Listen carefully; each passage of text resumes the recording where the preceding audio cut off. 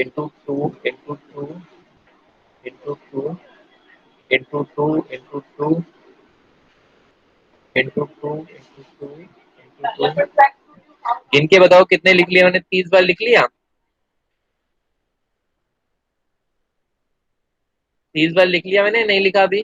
Sir bracket वहाँ पे दिख नहीं रहा।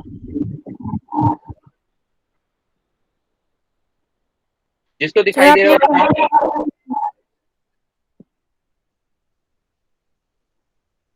ठीक है, अब मैंने इसको 30 बार लिखा है। अब देखो इतना बड़ा जब मैं इसको लिखूंगा तो क्या रहता है, कंफ्यूजन होने के चांसेस बहुत ज्यादा हो जाते हैं। ठीक है, कंफ्यूजन होने के चांसेस बहुत ज्यादा हो जाते हैं, मैंने किसको मल्टीप्लाई किया है किसको मल्टीप्लाई नहीं किया है।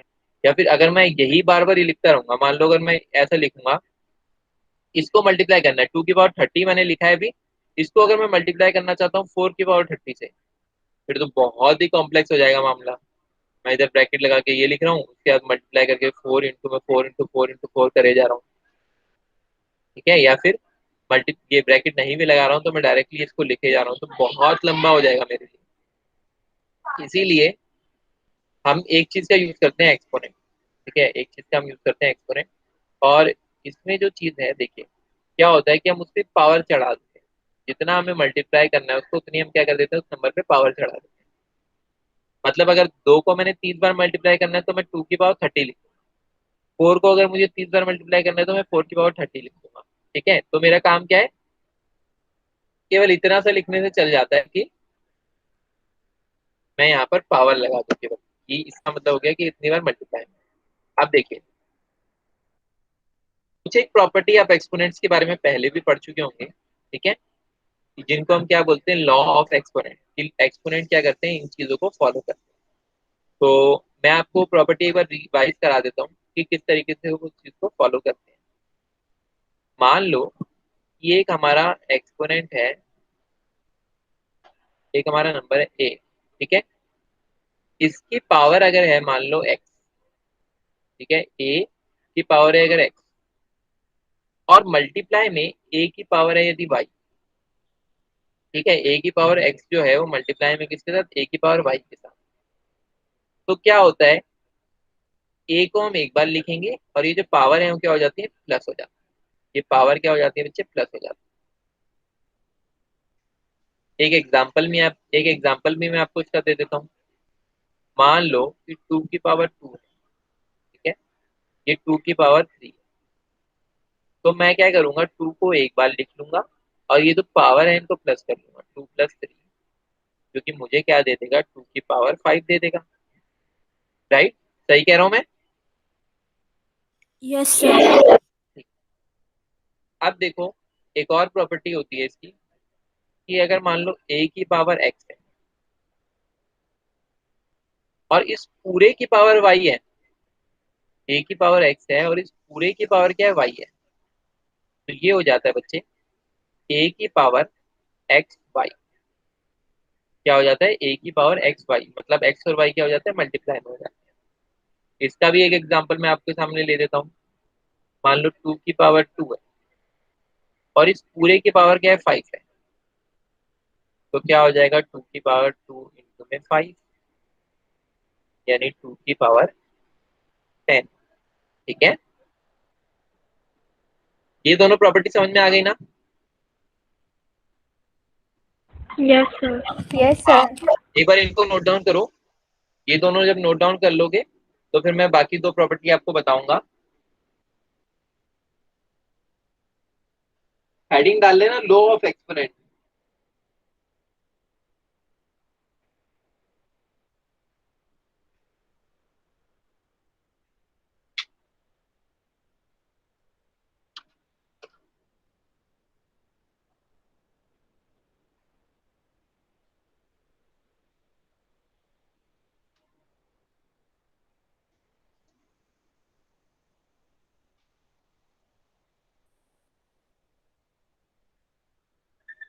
सर नोट कर लिया। ठीक है, सबने नोट डाउन कर लिया? No sir. करो एक बार बैठे, जल्दी नोट डाउन करो।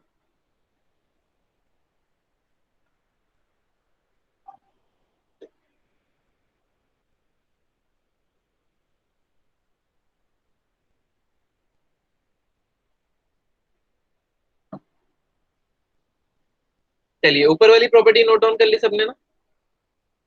Yes sir. अब देखिए थर्ड जो प्रॉपर्टी है, थर्ड प्रॉपर्टी क्या है कि यदि मेरे को गिवन है ए की पावर एक्स बटे में ए की पावर वाई, ठीक है, तो ए क्या होगा, केवल एक बार लिखा जाएगा और क्या हो जाएगा, ए की पावर एक्स माइनस में वाई। ठीक है, ए की पावर एक्स माइनस में वाई। एक और एग्जांपल इसका भी लेते हैं। मान लो कि 2 की पावर 7 ऊपर है और नीचे 2 की पावर 3 है, तो क्या हो जाएगा, 2 की पावर 7 माइनस में 3। ठीक है, तो ये हो जाएगा बच्चे 2 की पावर 4। और ये बात सही भी है देखा जाए तो, दो को अगर 7 बार मल्टीप्लाई करेंगे उसमें से दो को 3 बार मल्टीप्लाई किया हुआ अगर काट देंगे तो हमारे पास क्या बचेगा, केवल 2 की पावर 4 बार ही तो बचेगी ना। ये नोट डाउन कर लिया सबने अब नीचे वाला? Yes sir. Yes sir. ठीक है, अब देखो फोर्थ, इसी में जो फोर्थ पार्ट है ये क्या है, ए की पावर एक्स डॉट बी की पावर वाई। मान लो ए की कुछ पावर है और बी की कुछ पावर है, अब ये दोनों क्या मल्टीप्लाई में नंबर, तो यहाँ पर क्या हो जाता है बच्चे, सॉरी, यहाँ पे क्या चीज होती है देखो, मान लो कि ए की पावर एक्स है और बी की भी पावर क्या है, एक्स है, मतलब दोनों की पावर क्या है, सेम है। तो क्या हो जाता है, ये नंबर डायरेक्टली मल्टीप्लाई में आ जाते हैं, ये नंबर क्या हो जाते हैं, डायरेक्टली मल्टीप्लाई में आ जाते हैं, और इनकी पावर क्या हो जाती है, ब्रैकेट के बाहर दोनों की पावर बन जाती है, जो भी इनका प्रोडक्ट आएगा उसकी पावर बन जाती है। एग्जाम्पल से समझाता हूँ इसको भी।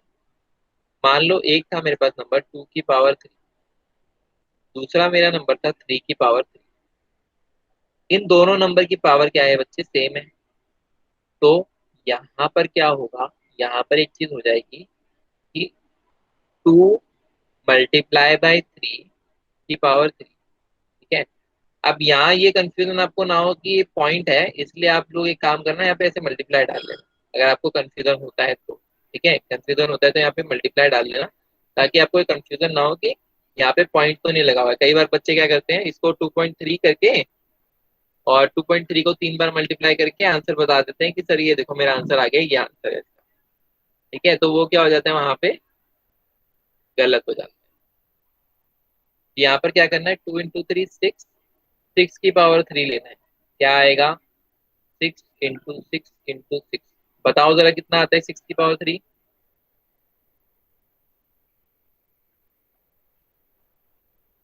6 को मल्टीप्लाई करो 3 टाइम्स, क्या आएगा,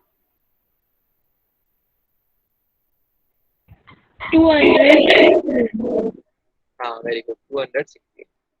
ठीक है, एक बार नोट डाउन कर लो इसको, फिर हम क्वेश्चंस पे चलते हैं।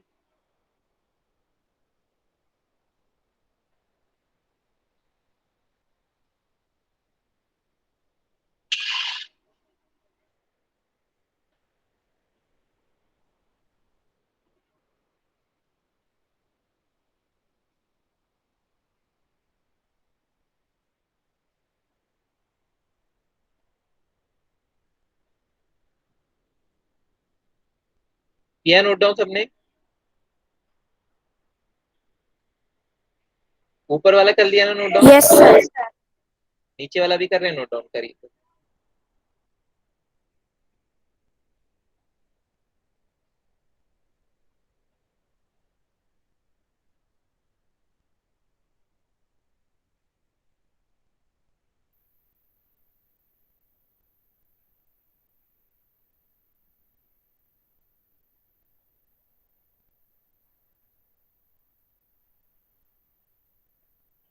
सर नोट कर लिया। सबने कर लिया ना? Yes sir. ठीक। अब देखिए आप लोगों को ट्राई करके आना है।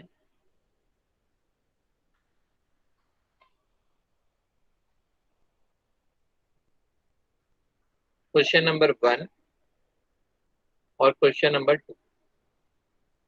ठीक है, ये दोनों आपको ट्राई करके आने हैं। एक पार्ट में आप लोगों को करा देता हूँ ताकि आपको चीजें क्लियर हो जाएं कि किस तरीके से किया जाना है। देखिए, मान लीजिए ये मेरे पास क्वेश्चन था। फर्स्ट फर्स्ट का फर्स्ट 64 की पावर हाफ। देखो, 64 की पावर हाफ दे रखी है, तो इसको अगर मैं 2 की पावर में कन्वर्ट कर लूँ तो मेरा आंसर हो जाएगा। मुझे पता है 2 की पावर में अगर इसको कन्वर्ट कर लूँ तो मेरा आंसर हो जाएगा। तो मैं जानता हूँ 8 8 64 होता है। ठीक है, 8 8 का कितना होता है 64। तो देखो 8 का स्क्वायर, क्योंकि 8 टू टाइम्स है ना, 8 8 का 64 की पावर हाफ। पावर मैंने क्या बोला था अभी आपको, एक प्रॉपर्टी पढ़ाई की, ये क्या होंगी, अगर इस पूरे की पावर ये हाफ है तो ये दोनों पावर क्या हो जाएंगी, मल्टीप्लाई हो जाएंगी। तो यानी 2 इंटू में हाफ, ये इससे कैंसिल, तो 8 की पावर 1, यानी हमारे पास जो आंसर आएगा वो क्या आएगा, 8 आएगा। इसको सॉल्व करने का एक और भी तरीका है भाई, ये दे रखा 64 की पावर हाफ। तो मैं जानता हूँ कि 64 को मैं कैसे लिख सकता हूँ, 2 to the 4, 4 to the 8, 8 to the 16, 16 to the 32, 32 to the 64। ठीक है, तो यानी 2 की पावर 6 की फॉर्म में मैं इसको लिख सकता हूँ। तो देखो 2 की पावर 6, ये पावर हाफ है ना। तो ये हो जाएगा बच्चे 2 की पावर 6 मल्टीप्लाई बाय हाफ। ये इससे 2 की टेबल पे गया 3, तो ये आ गया बच्चे 2 की पावर 3। और 2 की पावर 3 मल्टीप्लाई करो जरा, 2 टू द 4, 4 टू द 8। ठीक है, आंसर हमारे पास क्या मिलेगा, सेम ही मिलेगा दोनों के। ठीक है, बस तरीका जो है हमारा करने का वो क्या हो जाएगा, अलग अलग हो जाएगा। समझ में आई बात? Yes sir. हाँ बोलिए, कुछ पूछना है?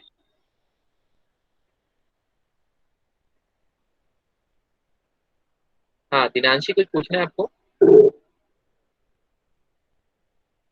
चलिए ठीक ठीक। तो आप इसको एक बार नोट डाउन कर लें, और इसको नोट डाउन जिन्होंने कर लिया वो एक बार चैट बॉक्स में अपनी अटेंडेंस लिख दें। ठीक है, वो बच्चे जो इसको नोट डाउन भी कर चुके हैं और जो चैट बॉक्स में अटेंडेंस भी लिख चुके हैं, वो क्लास को लीव कर सकते हैं। ठीक है, वो बच्चे जिन्होंने अटेंडेंस भी लिख दी है